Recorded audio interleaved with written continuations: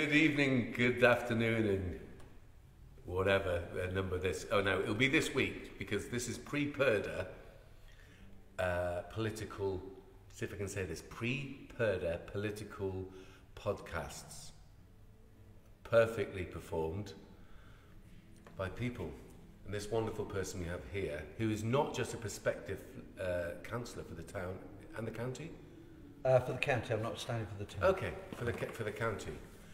This wonderful individual, he will tell you all about himself in a minute, but we're putting these back to back so that everyone can see all the different people that are putting themselves up for either election or re-election.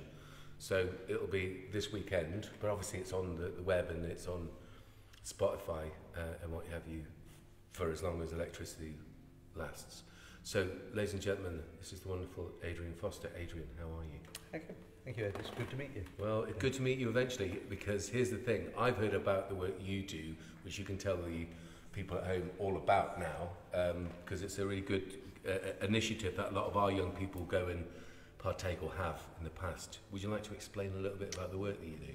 Well, I moved to this area in 1979 and met, because I had a young lady friend here, and we joined a club called Rotaract in those days, and that was for people who wanted to act in the community through Rotary. Perfect. Yeah. I had to be under 28, and I just fitted the bill at the time. Well, I'm just under 28 stone, so maybe I could still do it. Carry on, sir. And I also met my wife through Rotaract, and that's kept me in the area. Look, we've got a lot to thank the Rotarians for. Who knew, though? They were a dating agency. Right. Yes. I'll be joining soon.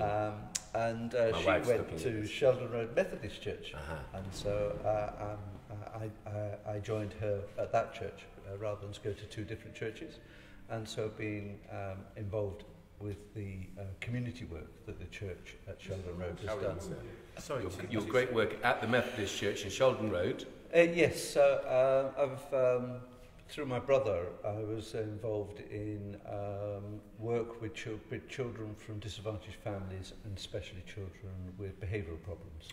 And so we joined with the Church Pastoral Aid Society, and we started taking 25 youngsters from the Clevedon and the Chippenham area on holiday for a residential week down in Somerset and Dorset. Wicked. Yeah. Very challenging.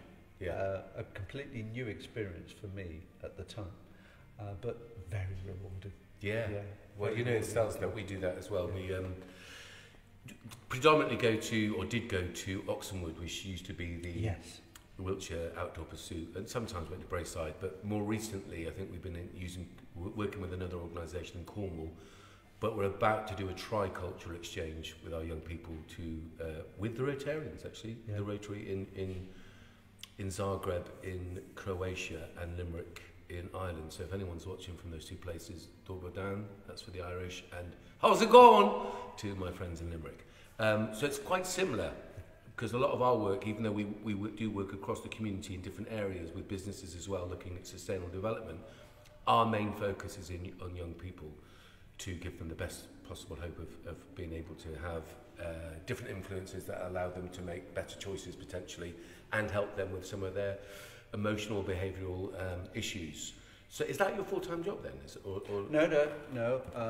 I worked on a farm milking cows for 10 years. When I first moved to this area, that's what brought me here.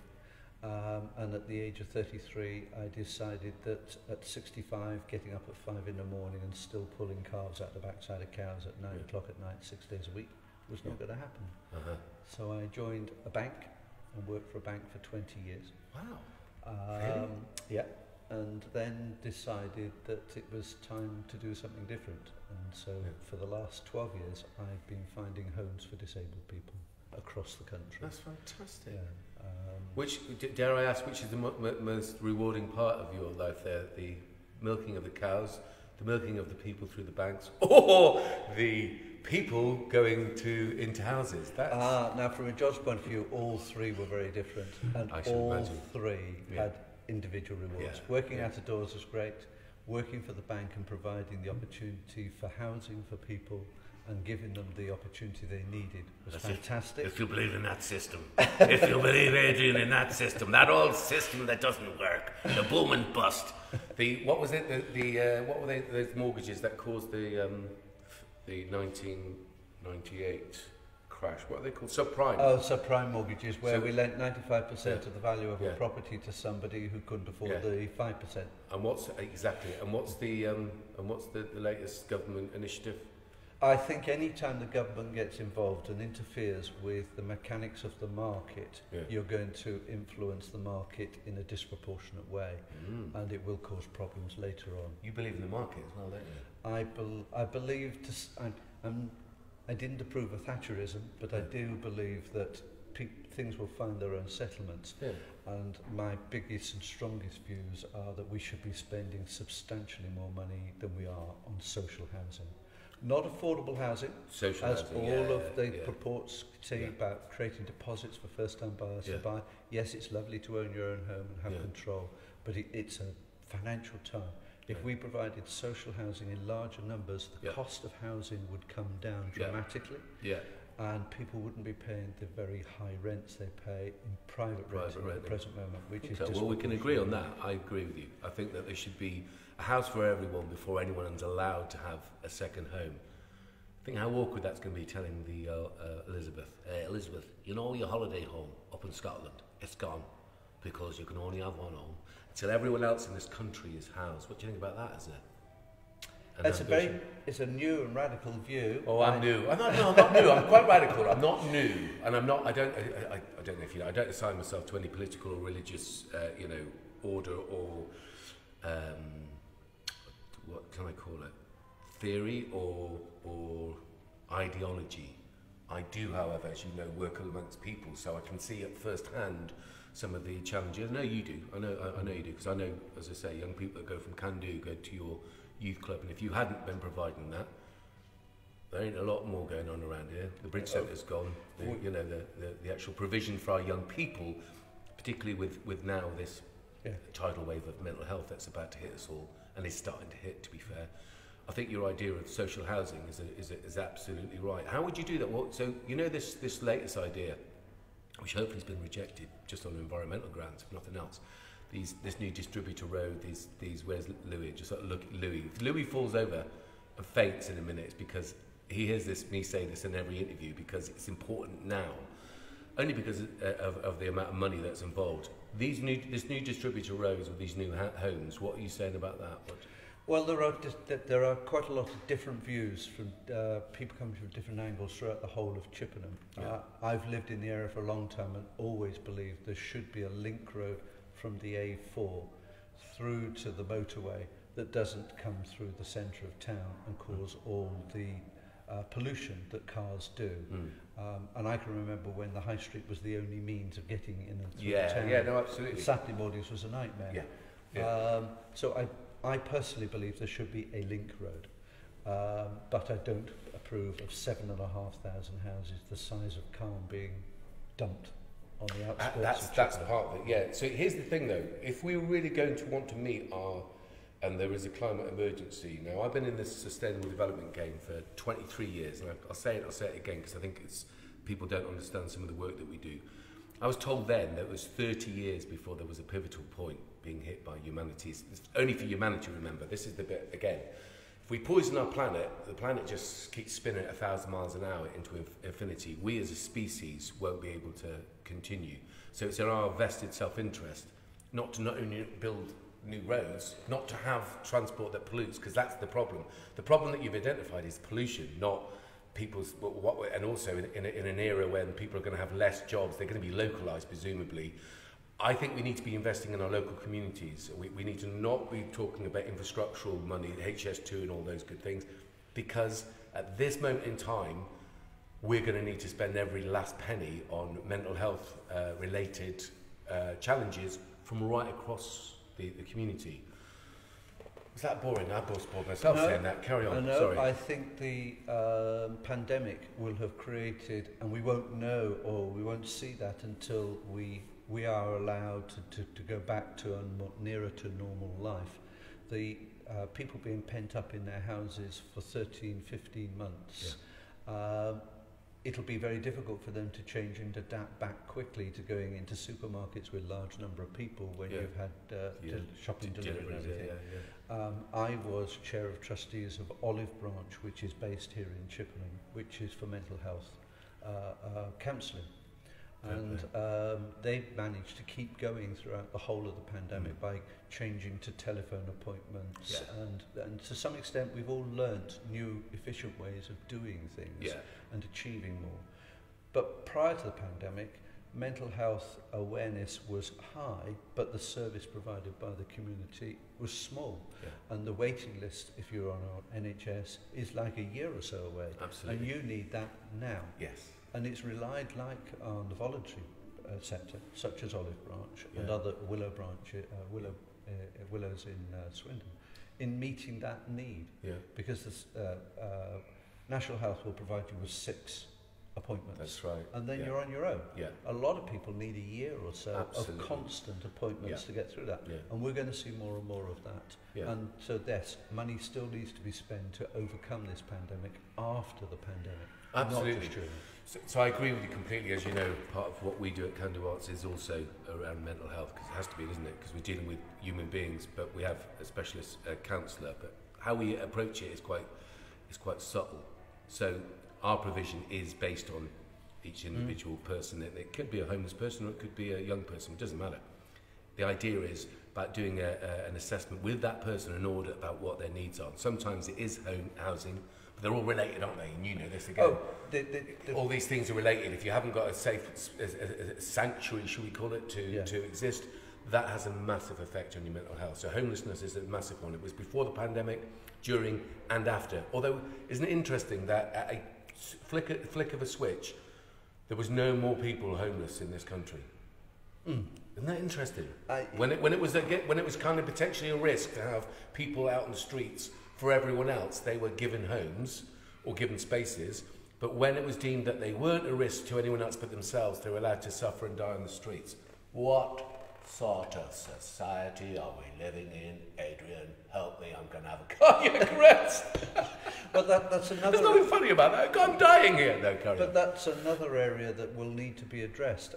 I'm aware through the Methodist Church we have what used to be called Bristol Road Methodist Centre, where the homeless used to come, and they were providing 100 meals a week to the homeless. And before the pandemic, that had increased to 250 a week. Before the pandemic. And now, because of the pandemic and the churches not being open and not having the funding they had, that project can no longer continue. There needs to be something in place. I get it, but the whole thing, no disrespect to everyone, you can punch me if you want. I don't agree with. I've been through the whole organised religious scenario in my own life, and I've got religious schools, and I've come to the conclusion that let's leave the Methodists out of this, not because you're sitting there, but you and I both know that they have bizarrely completely different methodology. It's very different. Isn't John Wesley that started the Methodists? Yes, but you've got to remember with all the churches, and the same with Rotary and S.H.O.P and all the other organisations, the majority of the work they do are because they're community-based and they want to help the community. They don't tend to segregate from who they were provided to. It'd be a crazy world if they did. If on the one hand they're going around just saying Christians going, look, this is geezer called Jesus, he went around and he preached this idea of sharing and thing. How it's manifested in our world. Now, I'm an Irish Catholic, which is, trust me, if you wanted to have double amounts of guilt and everything else, have an Irish Catholic upbringing and see what you look like. Gorgeous, thank you. Point is, Vatican, what it represents physically, when you talk about homelessness, it's one of the richest organisations in the world. The Church of England in this country. The Church of England are talking about, hey man, we get some of our land so that we can build social housing. What century did they start thinking that? Do you know what I mean? Oh, no, I entirely agree. You know what I mean? The CPS, who I do the work with the children through, was set up by Lord Shaftesbury. Now, Lord Shaftesbury was appalled that the way his father ran the estate. And the first thing he did was improve the housing for all his workers. And that's why you still have the Shaftesbury Society in London. You have the Peabody organisation who have provided housing for those, for the majority of the population, not just for the few. And it's taken people as strong as that to make things change in this country. You know, look at Wilberforce sending children up the chimneys and things like that. Absolutely. Although I still like a little bit of getting the young people around our office doing some jobs. They're looking at me now. They don't do anything. Look at them. They're laughing. They've got me to make the coffee today, Adrian. It's a disgrace. A disgrace, I tell you. It's a skills learning exercise, Ed. Yeah, for me, yes. Now, listen, so anyone knows me, some people think I'm a socialist or some sort of crazy, I'm not politically aligned, and as I said, I was indoctrinated into the Irish Catholic Church, and I got out there by the skin of my teeth. I respect everyone equally, and I don't care if they're Muslim or they are Jews or they are Catholics. I kind of have to put that bit of them to one side because I'm still just dealing with a human being that has all sorts of influences and potential power to change what they do. Not their religion, they can be religious if they want, that's up to them. I'm on about the idea of these massive institutions that are incredibly wealthy, that build all sorts of manner of church or cathedral, wear incredible outfits, and yet they're preaching about sharing. Common sense would tell you that if you didn't build all these buildings and what have you, you'd have more money to share amongst the poor. It's just a really obvious thing. Do you know what I'm saying? You have to be careful, and I'll never be careful, Adrian. Not in this world or any other that might come along. I agree with you entirely. Organisations like the Church of England have massive resources. Capital resources. They have massive commitments as well. They keep all our parish churches going. I wouldn't. That's what I'm saying. I would change them into social space. I wouldn't have them. I would go, guys, we've had a laugh. We've had, Lambeth Palace. We have had Ermine. We have all this. It was wrong. It's arrogant. It's egotistical. We should have just been. And they don't have to. They don't have to do any of these things. But I mean, they haven't done it. To my thought, all they should do is get rid of the churches and work with people, or use those buildings as places to home or to educate or to keep people safe without indoctrinating them. Anyway, sorry, I'm going off on this religious one, but I don't mean to. You're getting hung up on the wrong points. Do you think? When it comes to village and community churches, that to some communities is the only hub they have. Yeah, but when that works, it works well. I don't disagree with you that the churches should be 7-day-a-week churches. Absolutely. They should be open to 24 community hours. During the week. They should have loos. They should have showers. Oh, well, okay. They should be functional properties for the community. They're there. Don't just demolish them and No, I don't want you to demolish them. They're pieces of art. Change them. Let's be really clear. I agree. I don't want them to be demolished. I don't want the churches to be demolished. Or people, if people want to have religious whatever, good luck to them. That's fine. I'd suggest that they, looked at a wider picture and, and asked some questions about what they believe with regard to all sorts of stuff. But that's only part of what we're talking about. You're a good man that's doing good in society. You don't need to. No one needs to say to me, Adrian Foster, vote for him because he's a Methodist. I'm much more interested in your ideas around social homes, social houses, not that you're trying to get my vote, but social homes, the stuff that you do in the community as a human being. You don't have to be a Methodist to do it, like I don't have to be a failed Irish Catholic to do what I do. When you look at when the pandemic came last March, right at the beginning, the food bank here in Chippenham was run by Chippenham churches together, and the volunteers that were doing it were all over 70. And suddenly they had to isolate. So there was nobody in the food bank to run the food bank at the time it was most needed. An appeal went out. We were fortunate. One of the Rotarians is a minister, and he shared that appeal with the Rotarians. And suddenly 3 or 4 of us went down as spouses. Oh no, I've seen it because we use the hall, don't we? That food's in that place. Yeah, cool. Not dependent on them being religious is what I'm saying. That's right. Right. So putting that aside. Putting all those religious aspects aside, because you're not trying to, you don't have to defend your religion, and I was going to say bless you for trying, but that just sounds ridiculous. I don't remember doing so. I think it was you that was saying that. I'm saying I'm saying you don't feel you have to. Talk about all the principles around the political aspect of what. Because is this the first time that you're running for office? It is, yes. What spurred you on this time then? I'm interested in that. I've always changing the subject. I've always supported the Liberal Democrats, even at a 17 or 18-year-old. I can remember my father having us all in the lounge folding leaflets and putting them in envelopes before they're all posted and delivered and all that sort of thing. And I've always been a strong having strong views of, I believe that, as you mentioned earlier, that we need a good market force for businesses to survive and thrive, but they have to do ethically, they have to do in a compassionate way, because there is a whole society that we have to support. And yeah, but we don't need a market to do it. So I don't agree with capitalism. And I'm not a communist. I'm not promoting that side of it. So the market thing for me is smoke and mirrors. But you see, you need businesses to be able to employ people. People need employment. So what happened before? Employment gives people the freedom to make their own choices, their freedom to stand on their own 2 feet. If you provide social housing at an affordable cost, you pay a social wage, i.e. a living wage, which is high enough to support yourself without benefits. And you have a system and a society like that.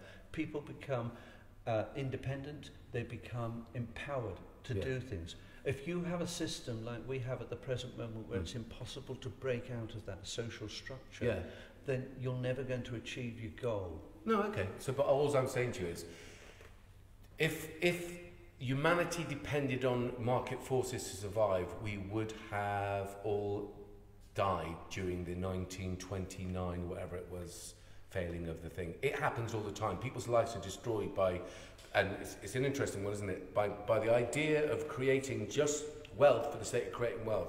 It's not shared appropriately. But that's probably where we differ. You see, we've relied very heavily in the past on philanthropists to achieve things like Carnegie and the libraries, Peabody and the housing in London.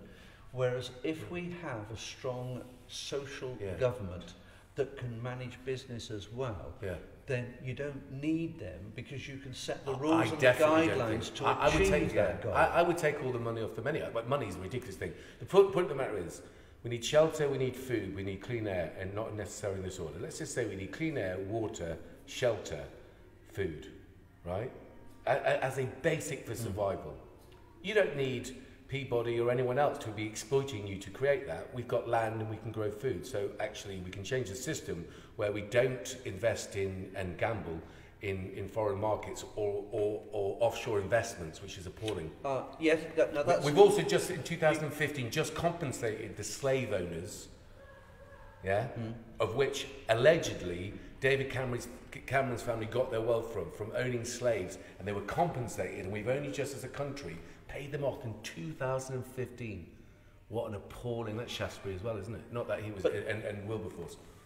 But if you have a structured society with a financial package, we got a budget today, so it'd be interesting to see how balanced it is, and whether it takes it off the rich and gives it to the poor, or whether it helps the middle class get to be bigger and stronger.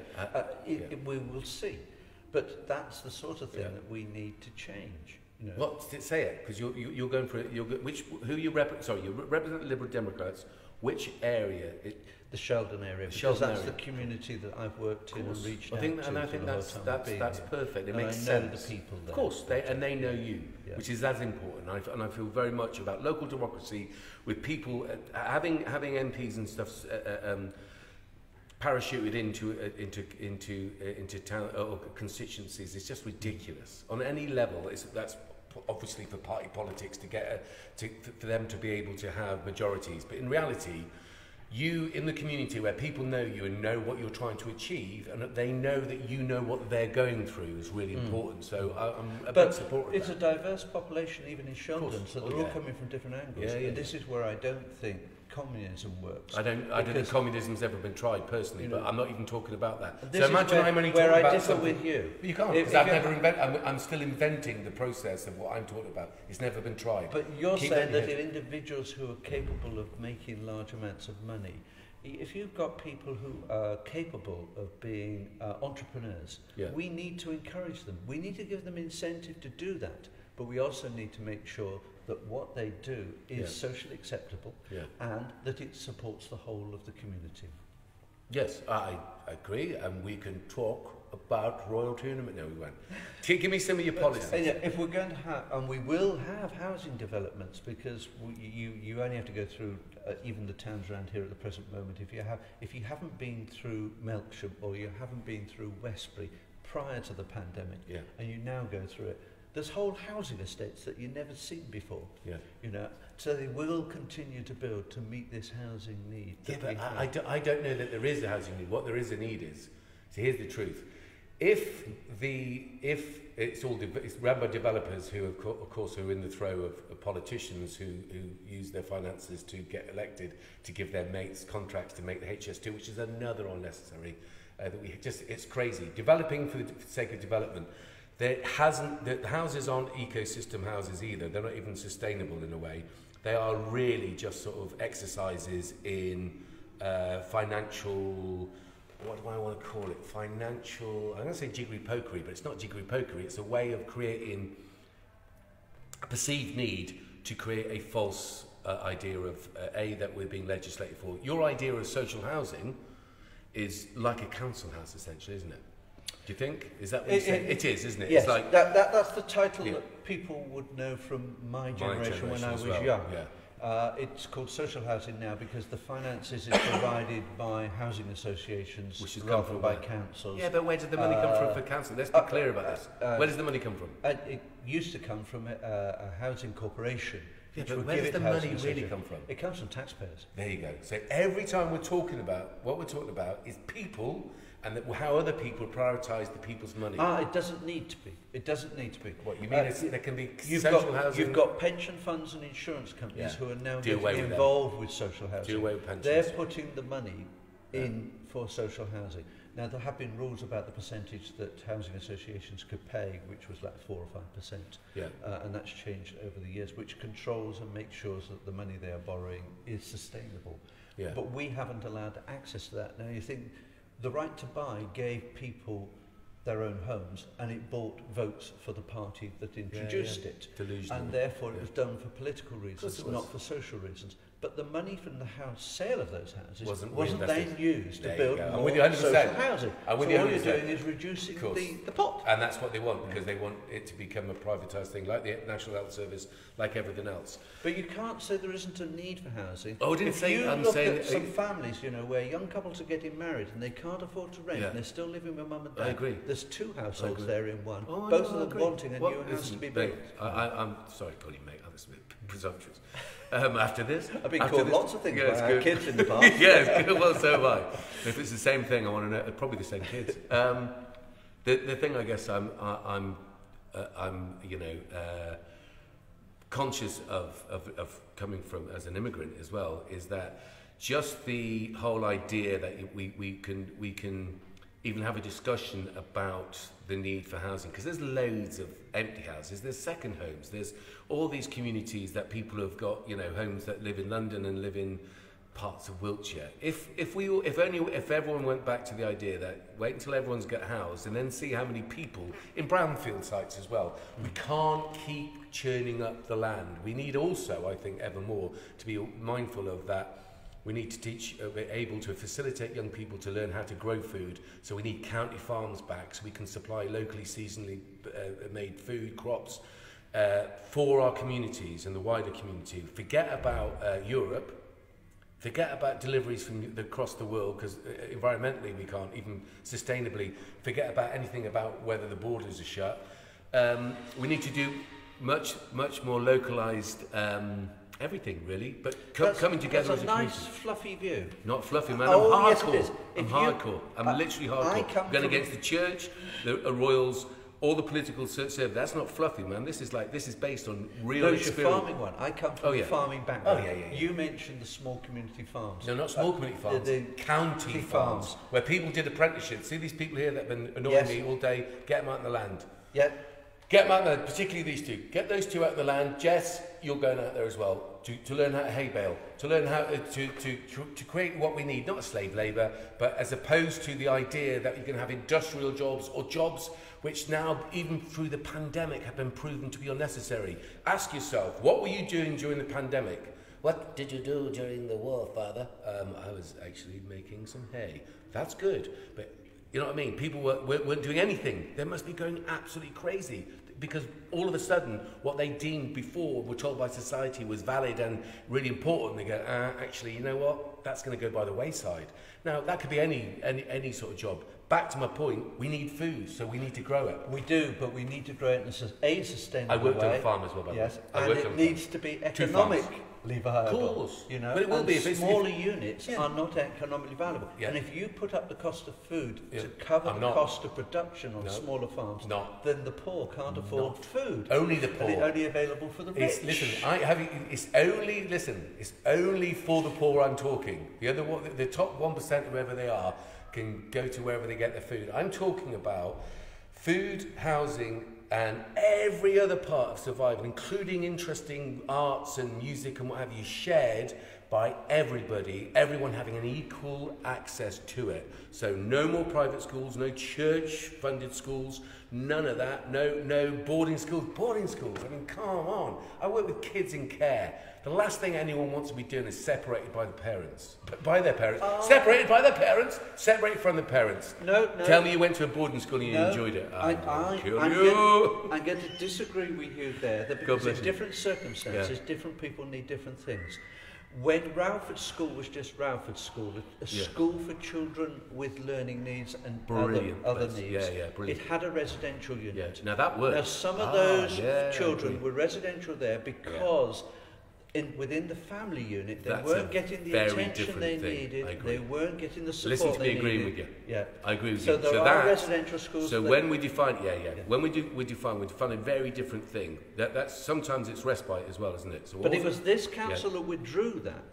They took away the residential part. I get you. We work with Springfield, we work with Downlands, and Nottingham. All wonderful schools, all residential, and the work that we're able to do.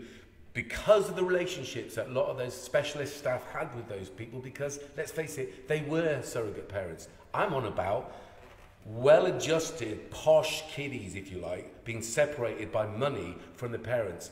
Children with separation issues, and Boris is definitely one of them, turn out to be quite sociopathic. It's a fact. So the idea that you as a parent listening out there with lots of money think that the idea is sending your children away to Eton or anywhere else is we'll look back in history and we'll go, wow, that was such a not a good, nice thing to do. And what was the result? Lots of sociopathic, unempathetic politicians that give all sorts of contracts to their friends because they're locked into the idea you can't rely on relationships and love. From that side of it, I don't disagree at all. Vote me. Vote him. Vote him. Yeah, you don't disagree at all, because is a fantastic if you place. Separate children from the beginning from the community, the whole community, and segregate them, they'll never understand the other elements in that community. And until you know and understand how different parts of the community work, you'll never know what is the right thing to do to help them. And that's so we agree on lots of things secretly. So the wealthy need help just as much as the poor need help. Yes, please don't listen. I've got friends who are members of the aristocracy. I love them dearly. If there was a violent, and I don't agree with violence at all, if there was a violent uprising tomorrow, I would actually defend them as my friends. With emotionally, right? See, physically from harm, but ideologically, it's not their fault that they happen to be born into that, right? So I don't want to separate people and say if you were born rich, you haven't got. No, we had work experience. A chap from Harrow, one of the nicest, well-adjusted, absolute fantastic human being. So I agree with you. I'm not saying eat the rich or beat the rich. Or retreat from the rich. I'm saying forget that as a way of looking at not you, but society, of valuing people by what they've earned or they've inherited, which is even worse. And when you've inherited it via the slave trade, give it all back and say sorry on behalf of your ancestors. So my question is, why are we still having grammar schools? Do you think they should not have them? I've never approved of them since I was this high. Good lad. I was smaller than that. I didn't know what they were. And I still said no. Spending 20% of the educational fund on 80% of the children and 80% on 20% because vote they knew him. If you're in Sheldon, vote this geezer. What he's saying is completely and utterly true. It's crazy. We've got to separate people so they can rubbish, man. Just treat each individual as equal and do with them what you would do with your own children. So if you think that the 15 pupils in a classroom is a good idea, then it's a good idea for everyone, isn't it? So I could keep going on that one. Sorry, Matt, interrupted. But I totally agree with you. I'm excited that I do. Yeah. Well, excited. Just but this argument has been going since I was 19, so that's 40 odd years, and we still have it. Yeah. You know, and until we resolve issues like that, then we're not going to have a full and equal society. No, I agree. And it's like when you hear about Amazon paying less in tax than their staff are claiming in benefits. That's never right. Yeah, no, absolutely. You know, you shouldn't be doing a full week's wage. And working full time and still have to claim benefits. The wage should be sufficient to support it. And if we're not prepared to pay enough for that service, then we shouldn't be having that service. This guy, people, a few things I slightly disagree with. He put the gun down, yeah? I love it. There was a guy that wouldn't love this. Just stop it. Right. Give the audience your top reasons to be elected. Why? I mean, I love you already, and I've heard about your work before, so I'm slightly biased, and I'm a fan of yours. So, but I've never had the pleasure of meeting you, and there will be some people that are voting who won't know you. So what would be your CV? You said the environment and climate change, and I bless you for it. Social housing, absolutely. What else? I want to see more businesses and more industries in Chippenham. I want to see the council change its attitude to allowing the development of business sites. You know, the number of times we see objections to companies have left here. You know, we had a motor manufacturer up on Bumpers Farm, and they couldn't expand here in Chippenham, so they've moved to Trowbridge. You know, you've got Herman Miller have gone to Melksham because they couldn't expand here. We need those businesses here if we're going to have people living here. We don't want them travelling hundreds of miles to get to work. We want them travelling short distances to get to work, cycling and walking to work. And that will help the environment a lot more. Yeah, it depends what they're manufacturing though. If they're manufacturing death rays, we'd all be in trouble. However, okay, so economically, what else? I'd like to see a more equal society here in Chippenham.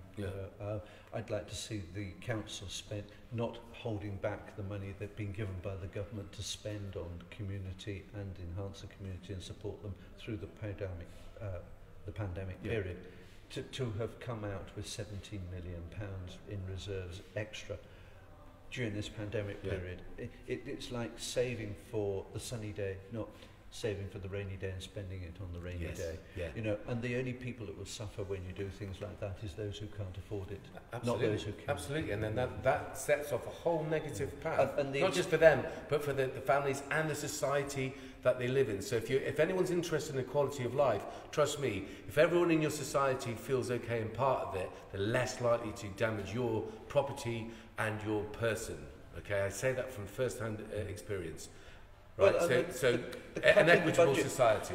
The cut in the budget. £75 million on distributor roads and new houses. Don't worry about it, Boris. Give it to this geezer and some other people just to for social housing and for mental health. Carry on. I forgot what I was going to say. Sorry, I had to say it. Right, you're talking about building businesses. So we've got businesses, social housing, we've got... you see, the cut in the youth budget, I think is totally wrong. You know, Wesley Housing Association, the predecessor of Green Square, had 4 employees, and it had Pete at the Bridge Centre supervising and managing those from the county point of view. And there was support then for the youth and their needs. Can I tell you something? Interesting little fact. Candy Watts used the Bridge Centre more than the youth service, and we never got core funding. And we used to do all the training for Green Square. We trained when they actually became when they amalgamated with the Oxford Housing. So we did the training for them. We used to run a successful NEAT, not an education, employment or training program with Green Square as well, which won district awards for its all sorts, and won the awards for me being gorgeous. No, when I say all sorts, it was just a really beneficial thing. Actually, the youth service, some of the people involved were useful, and no doubt about it. But in truth, the county, or any county, we work up and down the country, shouldn't be providing services. They should be getting people who are really good at it involved, like ourselves, and there's a few other organisations. And I'm not bigging this up, I'm just telling the truth. We used the Bridge Centre, and we got no core funding. more than the youth service, who at the time, I think when I come back to this county, I don't know, the budget must have been about 5 million. Now, I get your point. In theory, having a youth service or having whatever sounds like a really good idea, but not willy-nilly. And the type of, I knew all the youth workers. They were the morale in the youth service was absolutely, and I used to go on holiday, I used to go on weekends with them. They were broken by the bureaucracy. I'm going to say, I've seen how civil servants work, and I've seen how it makes it almost impossible to achieve anything because of the amount of paperwork and administration. That's it, you're right. And we get that with the Church Pastoral Society, the risk assessments I have to do. But we do. We have to do all those things as well. Of course. So do we. The volunteer sector can provide that, but they need a budget to do it. And if the council doesn't provide a budget for it, then it can't be distributed. Okay, let's clarify then. I agree with you. There should be a youth budget. Forget your 5 million for thing, that's ridiculous. It should be something, probably, if you're going to accommodate for all sorts of people from all sorts of background, special needs, physically, emotionally, mentally. We're talking about a youth budget of about 50 million. 50 million every year just in Wiltshire. That's to accommodate children from 0 straight through to, I would say, about 25. I think, but all sorts of apprenticeships, all sorts of community interest countries. Hello, as a country, we've got some community and we're interested. Well, come to tea. The Queen will make it for you. That you'd have all sorts of locally financed initiatives, kind of what you're talking about in a way, but with and the ethical aspect of it, the social, ethical, environmental aspect of it. So it could be all sorts of whatever it would be, but apprenticeships that involve locally sourced products as well that are going to be of benefit to the individuals that are making them or creating them and to their families and the community. So definitely agree with you on the youth budget. I just don't think they should be, no disrespect to anyone that's worked for a county council, because I've met some brilliant individuals and there are still individuals that work for them, but it's just the whole process and I guess it's you've come up against this in different areas, how slow it can be. You need to respond at the speed of need. You know what I mean? You can't sort of, we've got a need now, let's talk about have a good thing, and we're going to put this this training down through it permeates 10 years later. You can't then bracket the money either, because the need is diverse. Yes. You're going to have people, you have children from all social backgrounds that need assistance and help. Agree. This is not saying it needs to be spent on the low income and the high or the high just income. Just needs where based. The need is, and they'll needs all have based different response. needs. Of course. So exactly. So you couldn't prioritise less, and this is an analogy I use a lot. Okay, so you'll get this, I'm sure. The kid's on fire. Yeah, there's a kid that's on fire. There's a kid that's near them that is being slightly affected by the heat of that kid, and there's a kid over here dancing in the sunshine. Who do you help first?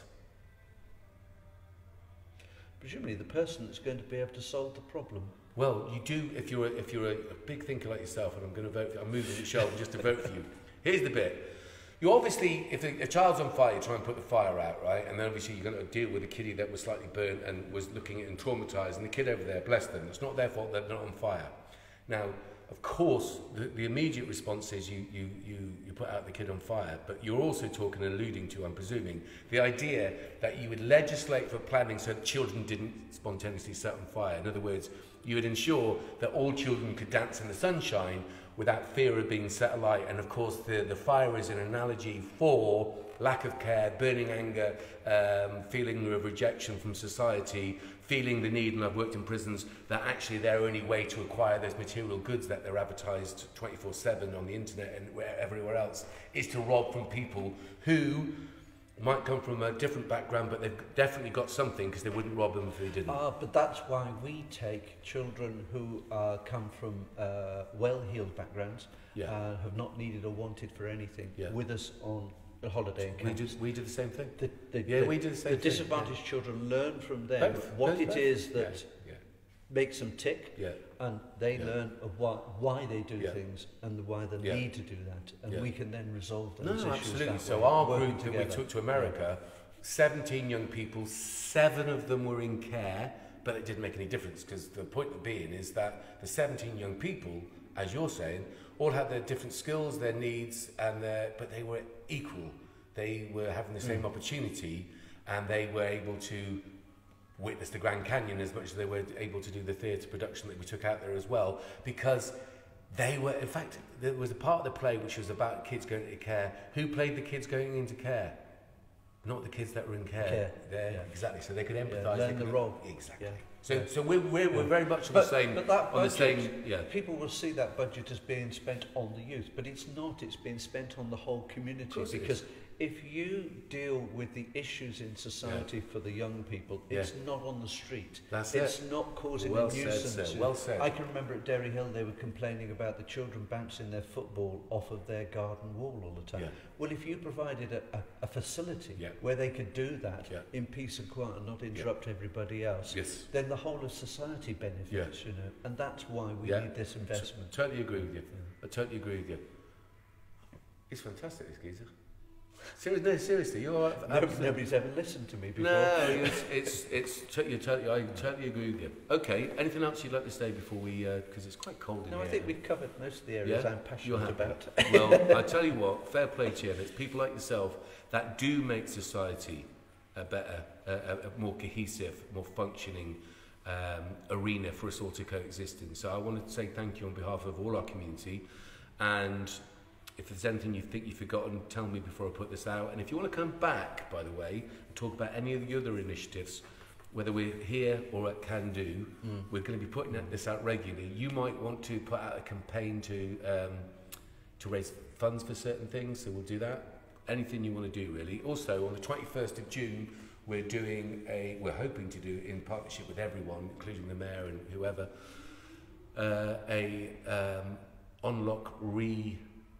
what's it called again? Thank you. Just testing it, because all day long should be. The Unlock Resets Festival. Want to involve as many from primary schools right through to senior citizens, if that's just an age thing. But organisations. Well, you mentioned Malmesbury, and I know Springs from Eternal. Heels, they then developed that now. They've got the council who have given them part of the town hall to operate from, so the store stuff's there, and they're doing all the other activities coordinated together as one mission. And I'd like to see that happen in Chippenham. Perfect. Really. And you know, we've got some great councillors here. Desna, yes, absolutely. I was going to say Desna Allen, Sandy Webb, to name two councillors that I've known for years. And I know the one you don't like, but Peter Sutton, who's the other side of the wall, the fence, he does support an awful lot of the things that we do as well. His support has been good. No, of course, because it's very unthreatening. Mine is very direct, because we're kind of a non-affiliated organisation, and we work right across the board. Actually, he's done an interview, and I've actually probably resolved a few of those issues-ish. I think it's up for people to make their minds up. I see, from my perspective, if I'm using the Bridge Centre more than any other organisation with the type of young people I'm using it with, and I'm having great success, I've just told you, we took them to America, one became a pilot. But we have none of those community buildings now. No. That's what I'm saying to you. So therefore, absolutely, of course. So I'm saying, if I'm trying to keep kids from mental health problems and worse, mental health and prison, right? And the only place I can do it and utilise it, we don't get core funded from the government or the church or anyone else, is the Bridge Centre. So that, unfortunately, it's no longer there. Without any consultation, we asked to have it. We asked to say we would run the Bridge Centre, and look what would have happened if we did. It would have been brilliant, and it would have been there during the pandemic. Point is, we've had to get money from Wiltshire, the Wiltshire Foundation, fantastic, to pay the Rotarians. To pay the Rotarians, bless them, for the use of a hall to facilitate the most vulnerable children in our society during the worst pandemic or the worst public thing. They supported us in the food bank too. Yeah, of course, really, and they're fantastic. But it shouldn't be up to the Rotarians. That it is, I was going to say God, but I don't know where that would fall with you, but just thank goodness that we've got people like yourself and the Rotarians. I'm not having a go at Peter Hutton, I'm having a go at the fact that in role, he made decisions were made that made my job, which was already, let me just explain, not me personally, us as an organisation and other organisations, it made it harder. Do they take good advice? No, because I said, don't mothball it, let us utilise it. I right? had no problems with His the wife bridge centre is being demolished and by the way. something better being put. Oh yes, up. that's what I'm saying. Do that. But Oh yeah. They shouldn't have demolished it until they they had a got good an plan. alternative. That's what I said. Oh, thank you. That's what I said. They built a Okay. flipping great big car Yeah, park car at Monkton Park, but Yeah. they can't afford to build the ground floor to be in the bridge centre. Wow. That's the same thing. There's the I thinking would have looked process after here. that building. When you tell me, if you say, look, Ed, we've got a massive offer from Marks and Spencer's, or whoever it is, they're going to build there, but there's going to be, from that money, we're going to take the money and we're going to build a better modern facility for young people, I'd say, and communities. Yeah. And everyone can use it. Fantastic, brilliant. Not a complaint. I said to them, do not mothball this building and do not knock it down until you've got another sort of thing. Never listen to me against that. Man, I've been in the Home Office, I've been all over the country, and you're, local councillors in relatively, I work in all sorts of cities. But it comes down to this, Well, of course doesn't it does. But there's enough money now. A centre of town facility for someone like Olive Branch. When we were trying to find new premises, the help we got from the council, zilch. Yeah. It's a big challenge. We did eventually get some help with adapting the premises we found, which we had to pay $13,000 a year for, from the area board. Yeah. But the support is not there. Even when we approached the NHS to use some of St Andrew's Hospital, oh no, we're going to let that commercially. Yeah. It's not being designated for community use. I agree. So for me, we're on totally on the same page. They'd like us to be out of town. Yes. Where the people we're providing the service for can't get to. Can't get to it. They need to be able to walk. It should be where the people are, not where the other people want them to be. I totally agree. So that was my beef. If a plant-based diet. So there you go. With Pete Hutton, he's been in to do this over this weekend of interviews. You'll see it, and he's got his own reason for that. I mean, I will just say though, I met his wife for the first time. I just want to say that she was absolutely lovely. And I am hoping to dance with her on the 21st of June at the... I am. She is, honestly, I've seen Pete in a few things and obviously heard that he didn't like me, which is extraordinary, I can't believe it. But he did things that other councillors didn't. When I was a street pastor, he came out until 4 a.m. with us to see what it was we did. And what we were providing. Great, but he never came to Can Do Arts. He had the youth portfolio. He never once visited literally the place in this town that does more work right across the board, all the way through term time, holiday times, through pandemics, you name it, never once came. Now, as I said, he's been here since, and bless him, and he's got his reasons and whatever. He's completely and utterly wrong, but good luck to him. His wife is fantastic, and if I could dance with her on most days, I think I would. She works for the NHS. This sounds a bit weird. It sounds more than what I'm saying it is, but I was absolutely enthralled by her and what she does for a living and what she does, what she supports as a charity. So he must be either very fortunate or a decent bloke, which I tend to believe that he is, really. He just doesn't like me because I'm way too good looking for this town, as we all know, and annoying. You, however, sir, are a fine, fine man. I have to say, I think I've got some sort of problem. It's like Tourette's. I sometimes just say things, I'm saying it now because I can't stop myself. I'm really interested and appreciative of not only, because you can say all these things, there's been plenty of politicians that just say stuff, right? You've already put your money where your mouth is, or your time and effort where it's needed throughout society. So I want to, from myself perspective, it's like, well done. That you're now going to go into, some might say a lion's den, I say a big jar of treacle. But up till now I've been young enough to be active with the youngsters. I'm getting too old for that now. Ah, come on now. Running and playing. Come on, Adrian. We must be the same age, or we must be. I've got too many artificial limbs to do it anymore. I've got too much artificial intelligence. Do not turn to you, Rebecca. I have been programmed. I am going to get... I mean, on Spotify, this sounds great. Visually, rubbish. Right, anything else you want to say, sir? That's fine. You're an absolute star, ladies Thank and you for gentlemen. the opportunity. No, it's an absolute pleasure. Adrian Foster.